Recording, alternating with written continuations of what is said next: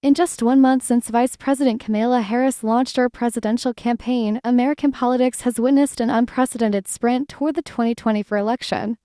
Never before has a general election campaign shifted gears so rapidly from a standstill to a full-throttle race. The Democrats wasted no time in pulling together a well-scripted national convention in Chicago. With promotional videos, political set pieces, and musical interludes, the party showcased its new nominee under extreme pressure.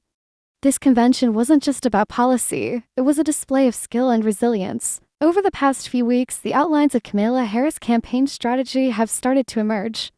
And it's not what many expected from a sitting vice president who's been in the White House for 3.5 years. Kamala Harris, this election, I do strongly believe, is about two very different visions for the future.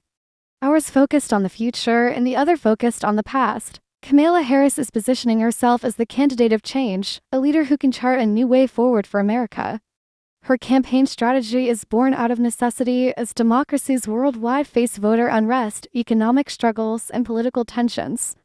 In this climate, Harris is pushing to be seen as a leader who can address these challenges head-on. Polling indicated that President Biden was set to face similar challenges before he stepped aside. But Kamala Harris has turned the situation on its head, offering a sharp contrast to both the current president and her Republican opponent. Her Republican opponent, former President Donald Trump, also claims to be a candidate of change. But unlike Trump, Harris is focusing on the future, while Trump must defend his controversial and sometimes unpopular White House record. Kamala Harris' campaign has been described as a vibe campaign with a focus on emotion, general impressions, and broad appeal. By avoiding detailed policy specifics, she's allowed various Democratic constituencies to project their hopes and priorities onto her. Oprah Winfrey, values and character matter most of all in leadership and in life. Oprah Winfrey, a political independent, recently endorsed Harris and her running mate Tim Walz, praising them as the candidates who would deliver decency and respect. Even former Republicans have taken the stage at the convention to pitch Harris as the best option in November. Chris Shays, Harris will want to be center-left, not far-left. She'd be pulled to the American political middle because that's where the nation is. But this strategy is not without risks. Republicans are using Harris' past liberal positions to argue that her policy vagueness is a cover for a left-wing agenda. Despite this, Harris has avoided sweeping press conferences and pointed interviews, choosing to reveal her policy proposals selectively. Over the past few days, some concrete policies have emerged.